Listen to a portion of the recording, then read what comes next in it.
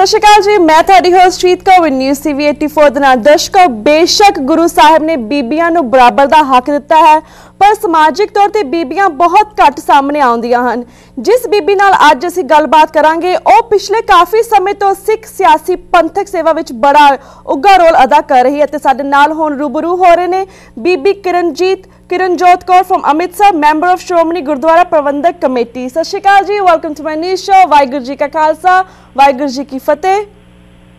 वाहिगुरू जी का खालसा, वाहिगुरू जी की फतेह। किरणजोत जी, तुसी सब तो पहला साडे शो दा बहुत बहुत स्वागत है। तुसी एक बड़े ही महान परिवार विचों हो जिस दा सिख सियासत विच बड़ा ही योगदान है। तुसी साडे दर्शकां नूं अपने परिवार दे पिछोकड़ दे बारे जरूर दसो। मैं मास्टर तारा सिंह जी की दोतरी हाँ। मास्टर जी मेरे नाना जी सी जी, और मेरे मदर डॉक्टर राजिंदर कौर सी जेड़े के फाउंडर प्रेजिडेंट इस्त्री अकाली दल सी जी, और उन्हां भी जिहड़ियां पंथक सेवावां हन वो जिहड़ा औखा समा सी 80s वाला समा सी उस वेले उन्हां दी बहुत सेवावां हन जी। ते भैन जी, तुसी दसोगे कि तुसी पंथक राजनीति विच किवें आए, तुहाडी की प्रेरणा सी? टू बी ऑनेस्ट मैनू तो परमात्मा वालों ही इस रस्ते विच लिआंदा गया, क्योंकि जदों अमृतसर की सीट रिजर्व फॉर वुमेन हुई जी, उस वक्त मेरे परिवारक पिछोकड़ नूं देखते हुए मैनू पार्टी वालों टिकट दिती गई सी जी, और परमात्मा ने मेहर की, मैं इलेक्शन जीती और उस तो बाद मैं श्रोमणी गुरुद्वारा प्रबंधक कमेटी की मैंबर चली आ रही हूँ जी। ਤੇ ਭੈਣ ਜੀ, ਤੁਸੀਂ ਸਮੇਂ-ਸਮੇਂ ਪੰਥਕ ਮੁੱਦਿਆਂ ਤੇ ਬੜਾ ਮਜ਼ਬੂਤ ਸਟੈਂਡ ਲੈਂਦੇ ਹੋ, ਜਿਵੇਂ ਕਿ ਪੰਜਾਬ ਹਰਿਆਣਾ ਹਾਈ ਕੋਰਟ ਵਿੱਚ ਸਟੂਡੈਂਟ ਗੁਰਲੀਨ ਕੌਰ ਦੇ ਕੇਸ ਵੇਲੇ ਸਿੰਘਾਂ ਦੀ ਡੈਫੀਨੇਸ਼ਨ ਸੰਬੰਧੀ ਕੀਤੀ ਜਾ ਰਹੀ ਗਲਤ ਕਾਰਵਾਈ ਖਿਲਾਫ ਤੁਸੀਂ ਆਵਾਜ਼ ਉਠਾਈ ਸੀ। ਇਸ ਪੂਰੇ ਕੇਸ ਨੂੰ ਵੀ ਸਾਡੇ ਦਰਸ਼ਕਾਂ ਦੇ ਨਾਲ ਸ਼ੇਅਰ ਕਰੋ। ਜਿਹੜੇ ਵੀ ਪੰਥਕ ਇਸ਼ੂਜ਼ ਹੁੰਦੇ ਨੇ ਉਹਨਾਂ ਦੇ ਉੱਪਰ ਡੈਫੀਨੇਟਲੀ ਮੇਰੀ ਇੱਕ ਓਪੀਨੀਅਨ ਹੁੰਦੀ ਹੈ ਜੀ, ਕਿਉਂਕਿ एक बच्चे की जिंदगी में सब तो ज्यादा इन्फ्लुएंस उसकी माँ का होता है। और मेरी मदर फिलोसफी इन रिलीजन है सी जी,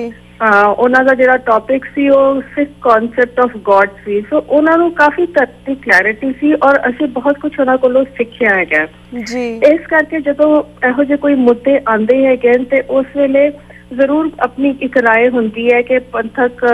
जो सोच है उसके अनुसार की सही है या की नहीं है, तो ਉਹਦੇ ਵਿੱਚ फिर परमात्मा ने शक्ति भी दी है कि खड़े होकर गल भी करी दी है जी। ਜਿਹੜਾ ਗੁਰਲੀਨ ਕੌਰ केस हैगा see it basically Shiromani Gurdwara Prabandhak committee जेडे एजुकेशनल इंस्टीट्यूशन रन कर रही है, पर्टिकुलरली जिस तरह मैडिकल कॉलेज हो गया, डेंटल कॉलेज या इंजीनियरिंग कॉलेजेस जी, ਉਹਦੇ ਵਿੱਚ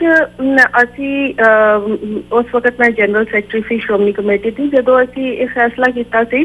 कि ਜਿਹੜੀਆਂ ਇੰਸਟੀਟਿਊਸ਼ਨਸ ਬੰਦ ਚਲਾ ਰਹੇ ਆ ਤੇ ਘੱਟੋ ਘੱਟ 50% ਤਾਂ ਉਹਦੇ ਵਿੱਚ ਸਿੱਖ ਬੱਚਿਆਂ ਲਈ ਰਿਜ਼ਰਵੇਸ਼ਨ ਹੋਣੀ ਚਾਹੀਦੀ ਹੈ ਸੀਟਾਂ ਦੀ, ਕਿਉਂਕਿ according to the Indian law 50% ਤੋਂ ਜ਼ਿਆਦਾ ਅਸੀਂ ਰਿਜ਼ਰਵੇਸ਼ਨ ਕਰ ਨਹੀਂ ਸਕਦੇ। ਮੈਕਸਿਮਮ 50% ਹੈ ਤੇ ਅਸੀਂ 50% ਦਾ ਫੈਸਲਾ ਕੀਤਾ। ਹੁਣ ਉਹ ਸਿੱਖ ਬੱਚੇ ਕਿਹੜੇ ਚੂਜ਼ ਕਰਨ ਉਹਦੇ ਵਾਸਤੇ ਵੀ ਕ੍ਰਾਈਟੇਰੀਆ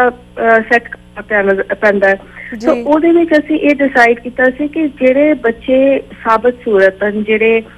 केसां दी ट्रिमिंग वगैरह नहीं करते उन्हां नूं कंसीडर किया जाए जी। ये हुण जिहड़ा गुरलीन कौर केस हैगा सी उहदे विच उस बच्ची दे केसां दी ट्रिमिंग हैगी सी, जिस करके उहनूं एडमिशन रिफ्यूज हुई जी। और एडमिशन रिफ्यूज हुई तो she went to the court के भी मैं तो अमृत नहीं छकिया होया, इसलिए मेरे केस पूरे नहीं हैं, तो फिर इन्ना वड्डा इशू नहीं है, I am still a Sikh जी। ते उस केस दे विच फिर श्रोमणी कमेटी वालों एक सब कमेटी बनी सी जिहदे विच कि असीं हाई कोर्ट दे विच दसना सी कि साडे अनुसार सिख दी डेफिनेशन की है जी। और उस सब कमेटी दे जिहड़े 4-5 मैंबर होर सी उन्हां सारियां ने रल के दिता सी डिसीजन कि जिहड़ी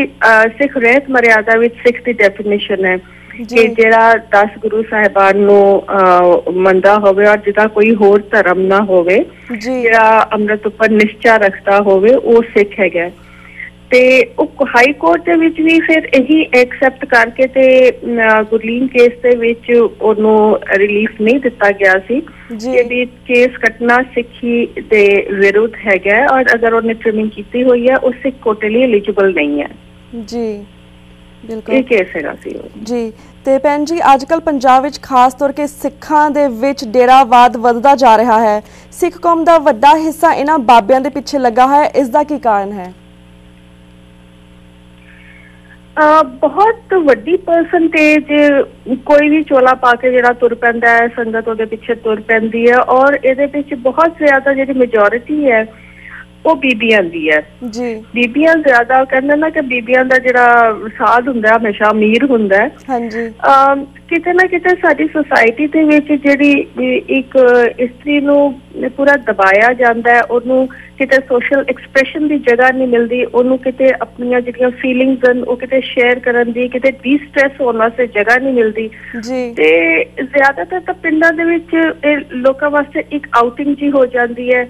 ਆਊਟਿੰਗ ਦੇ ਨਾਲ ਫਿਰ ਹੌਲੀ ਜਿੱਥੇ ਜਾਂਦੇ ਨੇ ਉੱਥੇ ਜਿਹੜੀ ਇਗਨੋਰੈਂਸ ਕਰਕੇ ਉੱਥੇ ਉਹਨਾਂ ਦਾ ਵਿਸ਼ਵਾਸ ਬਣਨਾ ਸ਼ੁਰੂ ਹੋ ਜਾਂਦਾ ਹੈ ਜੀ ਬੇਸਿਕਲੀ ਤੇ ਇਹ ਜਿਹੜੀਆਂ ਗੱਲਾਂ ਹੈਗੀਆਂ ਇਹਨਾਂ ਚੀਜ਼ਾਂ ਤੋਂ ਬਹੁਤ ਇੰਪੈਕਟਡ ਹਨ ਜੀ ਕਿਉਂਕਿ ਡੇਰਾ ਦਾ ਜਿਹੜਾ ਕਲਚਰ ਹੈ ਡੇਰੇ ਦਾ ਕਲਚਰ ਵੀ ਇੱਕ ਇੰਡੀਵਿਜੂਅਲ ਨੂੰ ਕੇਟਰ ਕਰਨ ਵਾਲਾ ਹੈ ਜੀ ਉਸੇ ਤਰ੍ਹਾਂ ਹੁੰਦਾ ਨਾ ਜੇ ਕਿਸੇ ਨੇ ਆਪਣੀ ਦੁਕਾਨ ਚਲਾਣੀ ਹੈਗੀ ਹੈ ਤੇ ਕਿਸੇ ਦੀ ਪ੍ਰਾਈਵੇਟ ਦੁਕਾਨ ਹੈ ਤੇ ਉਹਨੇ ਹਰ ਤਰੀਕਾ ਵਰਤਣਾ ਹੈਗਾ ਜੀ ਬਿਲਕੁਲ ਗਾਹਕ ਨੂੰ ਖੁਸ਼ ਕਰਨ ਵਾਸਤੇ so it is something like that ਡੇਰੇ ਤੇ ਜਿਹੜਾ ਆਂਦਾ ਹੈਗਾ ਉਹਨੂੰ ਪਰਸਨਲ ਅਟੈਂਸ਼ਨ ਔਰ ਮੇਰਾ ਖਿਆਲ ਹੈ ਸ਼ਾਇਦ ਉਹਨਾਂ ਦੇ ਸਾਈਕੋਲੋਜੀਕਲ ਇਸ਼ੂਜ਼ ਨੂੰ ਜ਼ਿਆਦਾ ਫੋਕਸ ਕੀਤਾ ਜਾਂਦਾ ਹੈ ਜੀ ਪਰ ਇਹ ਵੀ ਬਹੁਤ ਵੱਡਾ ਕਾਰਨ ਹੈਗਾ ਕਿ ਜਿਹੜੇ ਇੰਨੇ ਤੇਰੇ ਮਸ਼ਰੂਮ ਹੋਏ ਇਹ ਸਾਰੇ 1984 ਤੋਂ ਬਾਅਦ ਹੋਏ ਜੀ ਔਰ ਇਹਨਾਂ ਦੇ ਵਿੱਚ ਬਹੁਤ ਇਹੋ ਜਿਹੇ ਸੀ ਜਿਨ੍ਹਾਂ ਨੂੰ ਸਰਕਾਰੀ ਸਪੋਰਟ ਵੀ ਹੈਗੀ ਸੀ ਹੁਣ ਜਿਹੜਾ ਇਹ ਹੁਣ ਭਨਿਆਰੇ ਵਾਲਾ ਬਾਬਾ ਭਨਿਆਰੇ ਵਾਲਾ ਕੇਸ ਡਿਸਾਈਡ ਹੋਇਆ ਉਸ ਕੇਸ ਦੇ ਵਿੱਚ ਕੋਰਟ ਨੇ ਕਿਹਾ ਹੈਗਾ ਕਿ ਬਾਬਾ ਗਿਲਟੀ ਸੀ ਗੁਰੂ ਗ੍ਰੰਥ ਸਾਹਿਬ ਦੀ ਬੇਅਦਬੀ ਕਰਨ ਦਾ ਔਰ ਅਗਰ ਤੁਸੀਂ ਉਹਦਾ ਪਿਛੋਕੜ ਦੇਖੋ ਤੇ ਉਹਨੂੰ ਪ੍ਰਮੋਟ ਕਰਨ ਵਾਲੇ ਆਲਾ ਅਫਸਰ ਹੈਗੇ ਸੀ ਜੀ ਅਗਰ ਇਹਨਾਂ ਦੇ ਡੇਰਿਆਂ ਦੀ ਬੈਕਗ੍ਰਾਉਂਡ ਵਿੱਚ ਜਾਓ ਤੇ ਇਹਨਾਂ ਨੂੰ ਇੰਨੀ ਜਿਹੜੀ ਮਸ਼ਰੂਮਿੰਗ ਹੈ ਇਹਨਾਂ ਨੂੰ ਪ੍ਰਮੋਟ ਕਰਨ ਵਿੱਚ ਵੀ ਸਰਕਾਰ ਦਾ ਬੜਾ ਵੱਡਾ ਹੱਥ ਹੈ ਜੀ there are so many issues ਜੀ ਤੇ ਤੁਹਾਨੂੰ ਭੈਣ ਜੀ ਤੁਹਾਨੂੰ ਨਹੀਂ ਲੱਗਦਾ ਕਿ ਪਿਛਲੇ 90 ਸਾਲਾਂ ਤੋਂ ਹੋਂਦ ਵਿੱਚ ਆਈ ਸ਼੍ਰੋਮਣੀ ਗੁਰਦੁਆਰਾ ਪ੍ਰਬੰਧਕ ਕਮੇਟੀ ਧਰਮ ਪ੍ਰਚਾਰ ਦੇ ਆਪਣੇ ਮਿਸ਼ਨ ਵਿੱਚ ਫੇਲ ਹੋਈ ਹੈ ਸ਼ਾਇਦ ਇਸੇ ਕਰਕੇ ਸਾਰੀਆਂ ਬੀਬੀਆਂ ਜਾਂ ਸਿੱਖਾਂ ਦੇ ਨੌਜਵਾਨ ਇਹਨੇ ਪਖੰਡੀ ਬਾਬਿਆਂ ਦੇ ਪਿੱਛੇ ਲੱਗੇ ਹੋਏ ਨੇ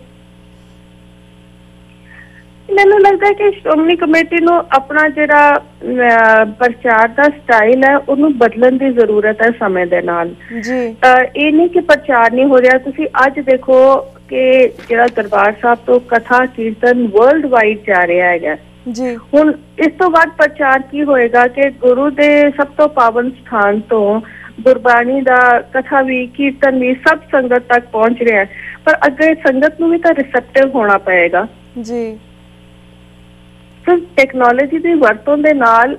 ਪ੍ਰਚਾਰ ਹੋ ਰਿਹਾ ਹੈ ਇਹਦੇ ਵਿੱਚ ਕੋਈ ਸ਼ੱਕ ਨਹੀਂ ਪਰ ਫਿਰ ਵੀ ਜਿਹੜਾ ਸਾਡਾ ਪ੍ਰਚਾਰਕਾਂ ਦਾ ਸਿਸਟਮ ਹੈ ਉਹਦੇ ਵਿੱਚ ਡੈਫੀਨਿਟਲੀ ਉਹਨੂੰ ਥੋੜਾ ਮਾਡਰਨਾਈਜ਼ ਕਰਨ ਦੀ ਜ਼ਰੂਰਤ ਹੈਗੀ ਹੈ ਬਿਲਕੁਲ ਤੇ ਭੈਣ ਜੀ ਇਸ ਦੇ ਨਾਲ ਮੈਂ ਤੁਹਾਨੂੰ ਕਰੰਟ ਪ੍ਰੋਬਲਮਸ ਦੇ ਮੁੱਦਿਆਂ ਤੇ ਸਿੱਖ ਮੁੱਦਿਆਂ ਦੇ ਬਾਰੇ ਵੀ ਗੱਲਬਾਤ ਕਰਾਂਗੀ ਜਿਸ ਤੋਂ ਤੁਸੀਂ ਜਾਣਦੇ ਹੋ ਹਰਮੰਦਰ ਸਾਹਿਬ ਦੇ ਵਿੱਚ ਸ਼ਹੀਦਾਂ ਦੀ ਯਾਦ ਪਰਿਕਰਮਾ ਦੇ ਵਿੱਚ ਜਿਹੜੇ ਸ਼ਹੀਦਾਂ ਦੀ ਯਾਦਗਾਰ ਚ ਬਣਾਈ ਗਈ ਹੈ ਉਹ ਵੀ ਹੁਣ ਵਿਵਾਦਾਂ ਦੇ ਘੇਰੇ ਵਿੱਚ ਹੈ ਉਸ ਬਾਰੇ ਤੁਹਾਡੇ ਕੀ ਵਿਚਾਰ ਨੇ ਦੇਖੋ ਮੈਂ ਹੁਣ ਬਤੌਰ ਸ਼੍ਰੋਮਣੀ ਕਮੇਟੀ ਮੈਂਬਰ ਜੋ ਸ਼੍ਰੋਮਣੀ ਕਮੇਟੀ ਦਾ ਡਿਸੀਜਨ ਹੈ ਜੀ ਉਹਦੇ ਉੱਪਰ ਕੁਝ ਕਹਿ ਨਹੀਂ ਸਕਦੀ ਪਰ ਮੈਂ ਇੱਕ ਆਪਣੀ ਪਰਸਨਲ ਓਪੀਨੀਅਨ ਜ਼ਰੂਰ ਦੇ ਸਕਦੀ ਹਾਂ ਜੀ ਕਿ ਬਲੂ ਸਟਾਰ ਜਦੋਂ ਹੋਇਆ ਉਦੋਂ ਸਿਰਫ ਦਰਬਾਰ ਸਾਹਿਬ ਉੱਪਰ ਨਹੀਂ ਹੋਇਆ ਪੰਜਾਬ ਦੇ ਜਿੰਨੇ ਇਤਿਹਾਸਿਕ ਗੁਰਦੁਆਰੇ ਸੀ ਤਕਰੀਬਨ ਮੇਰੇ ਖਿਆਲ 26 ਗੁਰਦੁਆਰਿਆਂ ਦੇ ਵਿੱਚ ਐਟ ਦ ਸੇਮ ਟਾਈਮ ਹੋਇਆ ਸੀ ਜੀ ਸੋ ਇਹ ਜਿਹੜਾ ਕਾਰਾ ਸਾਰਾ ਹੋਇਆ ਹੈ ਇਹ ਐਕਚੁਅਲੀ ਇੱਕ ਪਾਰਟਿਕੂਲਰ ਬੰਦੇ ਦੇ ਉੱਪਰ ਫੋਕਸਡ ਨਹੀਂ ਸੀ ਕਿਉਂਕਿ ਜੇ ਸਿਰਫ ਸੰਤ ਭਿੰਡਰਾਂਵਾਲੇ ਦੀ ਗੱਲ ਹੁੰਦੀ ਤਾਂ ਇਹ ਦਰਬਾਰ ਸਾਹਿਬ ਇਕੱਲੇ ਵਿੱਚ ਹੋਣਾ ਸੀ ਕਿਉਂਕਿ ਸੰਤ ਭਿੰਡਰਾਂਵਾਲੇ ਅਕਾਲ ਤਖਤ ਸਾਹਿਬ ਵਿੱਚ ਰਹਿ ਰਹੇ ਸਨ ਜੀ ਪਰ ਬਾਕੀ ਇਤਿਹਾਸਿਕ ਗੁਰਦੁਆਰਿਆਂ ਤੇ ਫਿਰ ਇਹ ਕਾਰਾ ਕਿਉਂ ਹੋਇਆ ਜੀ ਸੋ ਇਹ ਕਿਤੇ ਨਾ ਕਿਤੇ ਸਰਕਾਰ ਦੀ ਇੱਕ ਐਸੀ ਪੋਲੀਟੀਕਲ ਚਾਲ ਸੀ ਜਿਹੜੀ ਕਿ ਸਿੱਖ ਕਮਿਊਨਿਟੀ ਨੂੰ ਇੱਕ ਕ੍ਰਸ਼ ਕਰਨ ਵਾਸਤੇ ਉਹਨਾਂ ਨੇ ਚੱਲੀ ਸੀ। ਔਰ ਇਹ ਮੈਮੋਰੀਅਲ ਉਸ ਚੀਜ਼ ਦੀ ਯਾਦ ਹੋਣਾ ਚਾਹੀਦਾ ਸੀ। ਕਿਸੇ ਪਾਰਟਿਕੂਲਰ ਬੰਦੇ ਉੱਪਰ ਫੋਕਸ ਇਹਨੂੰ ਕਰਨਾ ਇਸ ਦੀ ਸਾਰੀ ਜਿਹੜੀ ਦਿਸ਼ਾ ਹੈ ਉਹਨੂੰ ਬਦਲਣ ਵਾਲੀ ਗੱਲ ਹੈ। ਇਹਦਾ ਮਤਲਬ ਹੈ ਕਿ ਜਿਹੜੇ ਦਰਬਾਰ ਸਾਹਿਬ ਤੋਂ ਬਾਹਰ ਪੰਜਾਬ ਦੇ ਵਿੱਚ ਬਾਕੀ ਸਾਰੇ ਗੁਰਦੁਆਰਿਆਂ ਦੇ ਵਿੱਚ ਬਲੂ ਸਟਾਰ ਆਪਰੇਸ਼ਨ ਸਾਈਮਲਟੇਨੀਅਸਲੀ ਹੋਇਆ, ਉਹਨੂੰ ਅਸੀਂ ਟੋਟਲੀ ਹਿਸਟਰੀ ਵਿੱਚੋਂ ਨਕਾਰ ਦਿੱਤਾ ਜੀ। ਅੱਛਾ, ਜਿੱਥੇ ਯਾਦਗਾਰ ਬਣਨੀ ਜ਼ਰੂਰੀ ਸੀ ਉੱਥੇ ਮੈਂ ਮਹਿਸੂਸ ਕਰਦੀ ਹਾਂ ਕਿ ਇਹ ਸ਼੍ਰੋਮਣੀ ਗੁਰਦੁਆਰਾ ਪ੍ਰਬੰਧਕ ਕਮੇਟੀ ਨੂੰ ਆਪ ਕਰਨੀ ਚਾਹੀਦੀ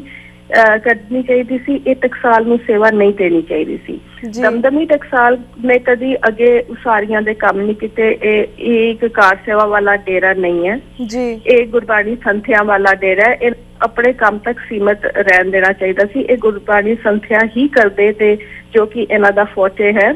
ਔਰ ਇਹ ਜਿਹੜਾ ਕੰਸਟਰਕਸ਼ਨ ਵਾਲਾ ਕੰਮ ਹੈ ਇਹ ਸ਼੍ਰੋਮਣੀ ਕਮੇਟੀ ਨੂੰ ਆਪ ਕਰਨਾ ਚਾਹੀਦਾ ਜੀ, ਫਿਰ ਅਸੀਂ ਸ਼ਾਇਦ ਇਹਨਾਂ ਵਿਵਾਦਾਂ ਦੇ ਘੇਰਿਆਂ 'ਚ ਨਾ ਆਉਂਦੇ। ਬਿਲਕੁਲ। ਤੇ ਭੈਣ ਜੀ, ਸਾਡਾ ਹੁਣ ਵਕਤ ਸਮਾਪਤੀ ਵੱਲ ਜਾ ਰਿਹਾ, ਪਰ ਅਸੀਂ ਚਾਹਾਂਗੇ ਤੁਸੀਂ ਪਹਿਲੀ ਵਾਰ ਸਾਡੇ TV 84 ਤੇ ਆਏ ਹੋ ਤਾਂ ਸਿੱਖ ਸੰਗਤਾਂ ਤੁਹਾਨੂੰ ਦੁਨੀਆ ਭਰ ਦੇ ਵਿੱਚ ਸੁਣ ਰਹੀਆਂ ਨੇ, ਵੇਖ ਰਹੀਆਂ ਨੇ ਤੁਹਾਨੂੰ। ਇਸ ਵੇਲੇ ਤੁਸੀਂ ਉਹਨਾਂ ਦੇ ਰੂਬਰੂ ਹੋਏ, ਉਹਨਾਂ ਨੂੰ ਇੱਕ ਸੁਨੇਹਾ ਜ਼ਰੂਰ ਦਿਓ ਸਿੱਖ ਸੰਗਤਾਂ ਨੂੰ।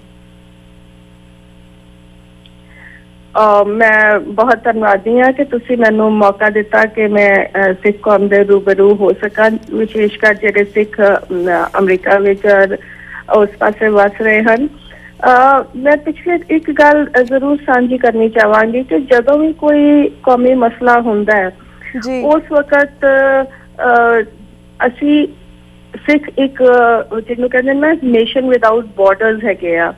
ਅਸੀਂ ਜਿਹੜੀ ਸਾਡੀ ਹੋਂਦ ਹੈ ਔਰ ਜੀਓਗ੍ਰਾਫੀ ਉਹਨੂੰ ਨਹੀਂ ਡਿਫਾਈਨ ਕਰਦੀ। ਤਾਂ ਬਹੁਤ ਜ਼ਰੂਰੀ ਹੈ ਕਿ ਅਸੀਂ ਆਪਸ ਦੇ ਵਿੱਚ ਜਿਹੜੀ ਸਾਡੀ ਕਮਿਊਨਿਟੀ ਹੈ ਇਸ਼ੂਜ਼ ਦੇ ਉੱਪਰ ਜ਼ਰੂਰ ਇਕੱਠੀ ਰਵੇ,